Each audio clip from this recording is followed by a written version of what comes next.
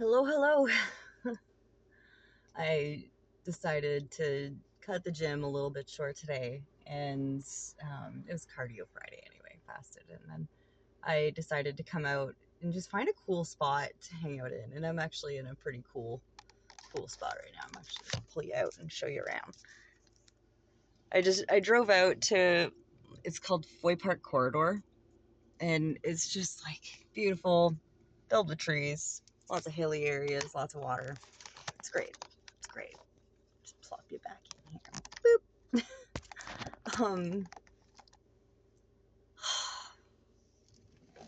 Today I kind of wanted to go over, like, I was contemplating talking on it a little bit earlier in the beginning of the week, and then I decided, I'm like, well, with the way that this week's heading, it looks like I'll have more to talk about at the end of the week. And I do. It's Friday. Yay. Have you ever had one of those weeks where it was just like a pure out fucking country song? Like, you know, the truck broke down, dog ran away, and the woman left with my best friend, you know? Like that kind of week. I feel like I'm on week 2 of that week. There was a shooting in my building, as I'd mentioned before, at the beginning of the week, or like last Saturday. And that in and of itself really triggered a lot for me. Like, as I'd mentioned, like, I've lived in a lot of really unsafe environments, and so it brought a lot back, especially the fear of leaving my daughter home alone. Like, she's sick with what we can only assume is the plague right now. But she's better now. Like, it was a solid 2 weeks. The first week was kind of mild. Second week, she couldn't eat anything, could hardly talk, could hardly, like, it was bad. Like, her tonsil took up like a solid portion of her throat. Poor fucking kid. She's on day 3 of antibiotic, and she's finally able to eat again, which is good. But with leaving her at home, especially because this week we had a lot of practice lined up, and it worked out really, really well because of that. Like, we booked all this practice like a month, 2 months in advance for some of them. Like, we have a Kundalini workshop tomorrow. We just did our breathwork workshop yesterday, which was beautiful. It really released just so much that I didn't even realize was still stuck. On Tuesday, we had our weekly yoga with our good friend Jason, and like, it's Qigong breathwork. Like, it's a beautiful, like, energy scan. It helps. And on Monday, we had group meditation. Like, it was a very full week of practice.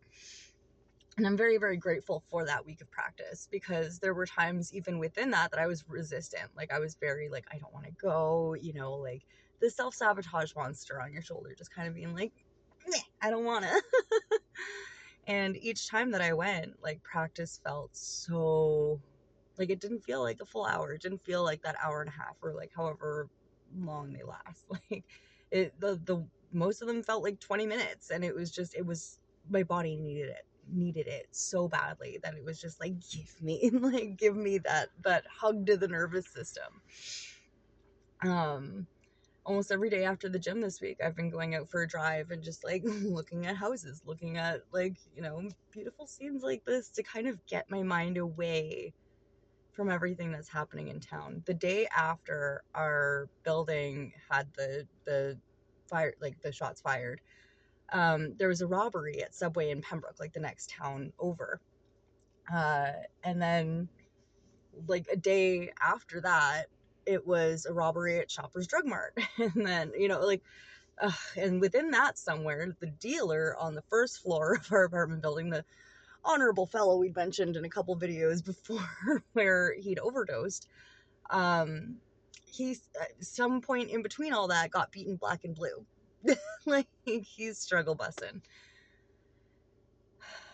This morning, like, just when you think that it can't get anywhere, right? Like, it can't, like, something's gonna break, and like the clouds are gonna clear for a minute, so we can kind of catch our breath. This morning, I walked down to my car, and I was even reluctant to go to the gym, which I've learned over time. I'm like, okay, no, if I'm not feeling it, I should go still, but for less. And so today I did like 20 minutes of cardio. But beyond the point, because I came downstairs and I saw my car in the parking lot, because we live in an apartment building. Someone peed on my car. Why? There's so many other fucking vehicles. There was literally like 3 others beside mine. No, mine's just right all over the side of the door, right all like passenger side door or my driver's side door. Thank fuck they didn't get the handle. Like,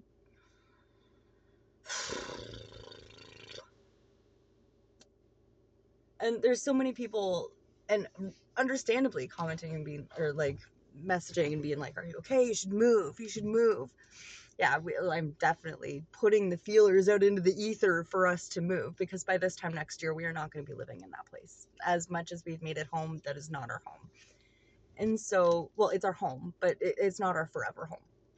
And so something that I've been really sitting with this week is that I don't want to move out of fear. I just don't. I don't want to rush out of this very secure place that we have that's under $1,000 a month. Like, not many people have that right now. And that's why we're able to save and afford and do the things that we're able to do right now. And so that's not something that I am ready to give up until we know that the next place we move into is the one that we fucking manifested. Like, it's the one that we have waited for. You know, we didn't wait and put ourselves through all of this just to have some other situation that's likely going to be just as bad or make us like house rich. You know, like, I don't want to be broke in every other aspect and have a half decent house. You know what I mean? I would really like to save, even just this year, save a deposit or like a down payment, and be able to go in and actually buy our home, like something that we can turn, like, have the tattoo studio in, have the art studio, like, have things that we can really make it ours, you know? And I don't think that's on the market yet. I really don't think. Like, it's going to come when it needs to come. I feel it. It is so fucking close. And it's going to be beautiful. It is going to be beautiful. And it feels so uncomfortable having to wait. But I know it's going to be worth the wait. We've lived through worse. I mean, granted, like, shit's getting rough, but Kyle always says it best, my partner. He always says that the best we can do is take care of our corner. And that's literally it. There's no changing the behaviors of these individuals. There's no changing the lifestyle, the decisions. There's no making criminals not criminals. There's no reverting a drug addict who doesn't want to change. You just can't. They're meant to be here as much as those fucking angels on earth are meant to be here. They're meant to be here to show us, like, or to challenge us, to be a part of that lesson, to be a part of that learning curve. I'd even made a joke earlier today that those people are necessary as a standard for what not to be. And it's so true. There's, no matter how on point or how aggressive the judicial system gets, you're not going to get rid of bad guys. You're just not. No matter how attentive the government is, we're not going to be able to create protection for everyone. And that's a sad reality, especially given how quickly things are escalating. And that can be really fucking scary. It has been really fucking scary, regardless of how well prepared you are. So something I really kind of wanted to come on and highlight, I guess, is just that you can't change the world. You can't. Regardless how good your intentions, how powerful you are as a person, you cannot change the world. And I know I've touched on this a little bit before, and like, how the only thing you can do is offer yourself that love, be able to kind of create that space and have enough so that you can fill your own cup, so that you can kind of lead and help others. Throughout my practices lately, something I've really, really recognized is that we need to experience this pain. We need to understand just how bad it can get, and we need to know how well we can react unconsciously whenever the shit has hit the fan and it's hitting the walls. We need to know how well we can hold ourselves down so that we can offer support, offer help, offer whatever to the people in the environment that need it while we're there. We can't go running into every house fire and pulling out every baby, but what we can do is, put out the fires that we can and then be able to offer support to the people who had just experienced that blaze. Like,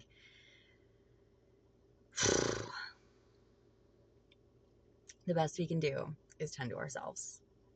There is no changing the environment. There's no, you can change your environment by changing your environment, but you cannot change the things within your environment, that environment. You know, does that make sense? Like, you're in control of where you are in time and space. You are in control of your emotions. You're in control of your well-being, and you're not even fully in control of how well your meat suit works. And that is it. That is really all you have control over, is your reactions and your actions. And within that, you can make change by helping other people, by being there, by being present, by helping yourself, and kind of setting that standard. In the same way, you can look at those other people who pee on cars or fucking shoot bullets into doors or beat people up or sell or do drugs. You can look at those people and be like, oh yeah, no, that's a solid example of what not to do. You can also be the example of what to do, how to respond, how to react, how to hold space whenever you have no space for yourself, how to hold space for yourself when you've got no space to give at all. And I think that's so important. I think that's so, so important. At least that's something that I've been finding within myself that is more and more and more important. Do I want to live in a place where I have to reinforce like the self-defense lessons that I taught my daughter throughout time immemorial? No. Do I want to live in a space where I am constantly like trying to see if anyone has camera recording or, you know, heard or saw something? Or no. Is it necessary for where we're at and where I know we're meant to go from here? Absolutely. Absolutely. Like, we got comfortable. We are comfortable where we are. That is home. That's sanctuary, but it's not our forever home. It's filled with art. It's filled with love and memories that we've made in the first 3 years of our time together as a family, like with Kyle and Temperance and I. But Source has a funny way of showing you when it's time to start looking at other things. It's time to start looking at other places. But it's not by accident. Source doesn't make mistakes. The universe does not make mistakes. It's meant to be this catastrophic right now. It's meant to be this devastating right now. It's uncomfortable because we're moving towards new change. There's such a big divide happening with people. There's, there's the ones who are consciously preparing themselves for these new waves, for these big happenings and this constant chaos coming in. There are people who are preparing themselves and holding space and working on their health, working on their mental state, working on their family situations and their community, especially that community right now. We need that so badly. And then there's the other end. There's the other side of that where they're eager in towards rebellion. They're eager in towards the same things that they would have been doing anyways. The drugs, the guns, the violence, the assault, the lack of compassion for human life. And that is the duality of it. It's not bad and good because both are necessary. Fucking uncomfortable, but both are necessary. It's a matter of high and low vibration, high and low levels of consciousness. Like, where are you at in your mind? Where are you at in life? Are you doing whatever needs to be done in the moment to get that fast money, get that fast whatever, quick fix, the band-aid it up and make yourself numb out, feel the void? Or are you fueling things that are able to sustain you? Are you doing things that are able to sustain you? Are you putting that energy and attention towards making something substantial, creating something substantial, and existing in a cohesive way, like a heart, like from the heart? You know what I mean? Choose love. People need it right now. We need it right now. This past week has been tough. I have hardly known what day it was, and up until maybe like last night. Yesterday I really just started coming back into self. A lot of days this week, even showing up at the gym, my friends are like, you look stressed. And that's not like, I'm used to stress. I'm used to depression. I'm used to like that turmoil, like that inner turmoil. What I'm not used to is the constantly being on high alert again. And that's triggered a lot within myself. but being able to sit with and recognize that within myself has provided so much more safe space to kind of move through it. And I'm not as affected as I know I would have been had this have happened last year or the year before that. And that's why the practice is necessary. Not because, you sit and you meditate and, oh, now I know how to meditate, I'm just solid. No. No, you can be meditating for decades and still need someone to offer guidance through a course, still need someone to direct you through breath work and have those releases happen. It's not just like, oh yeah, I've done that. No, it's showing up over and over and over again to create those small, lasting changes.